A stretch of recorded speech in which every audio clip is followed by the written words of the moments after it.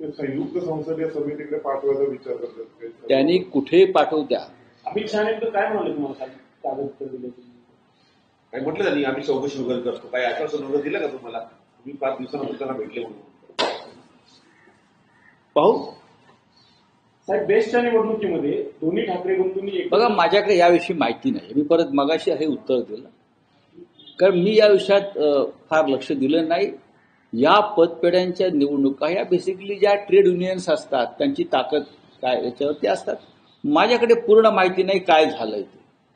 भारतीय जनता पक्ष म्हणतोय की ठाकरे ब्रँड फेल ठरला. ठाकरे ब्रँड कधीच फेल होणार नाही. मी जोपर्यंत माझ्याकडे या विषयावर पूर्ण माहिती येत नाही, काय झाले निवडणुकीत कशा प्रकारचे निकाल लागले, तोपर्यंत मी या विषयावर बोलणार नाही. पदपेढीची निवडणूक म्हणजे काय परीक्षा नाही, ही चाचणी परीक्षा सुद्धा नाही. लोक एकत्र आले, निवडणुका लढले असतील.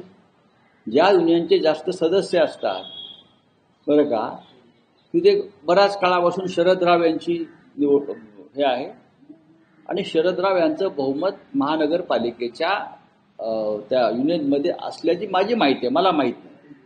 त्याच्यामुळे त्यांना यश मिळण्याची शक्यता जास्त आहे. या निवडणुका पक्षीय बलावर लढल्या जात नाहीत. या निवडणुका ज्या असतात या पक्षीय बलावर, ठीक आहे काही लोकांनी कार्यकर्ते एकत्र आले आणि त्यांनी ते केलं असेल, पण मला याच्यामध्ये फार मोठं यश कोणाला मिळालंय किंवा अपयश मिळालं असं मला वाटत नाही.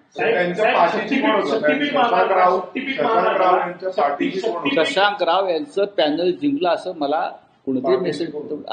त्यांचं बहुमत तिथे आहे पहिल्यापासून. हे प्रत्येक ठिकाणी होत आहे.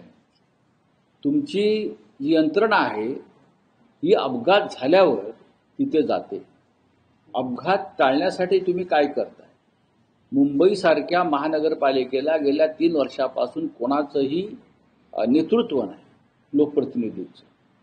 27 महानगरपालिकामध्ये अशा प्रकारे भ्रष्टाचाराला मुक्त रान मिळालेलं आहे प्रशासकाच्या माध्यमातून. मुंबई बुडाली, पुणे बुडालं, नागपूर बुडतंय, नांदेड बुडालं, मराठवाडा बुडाला. याला जबाबदार कोण आहे? याला जबाबदार सरकारची धोरणं. आतापर्यंत काही झालं की आमच्यावर खापर फोडत होते.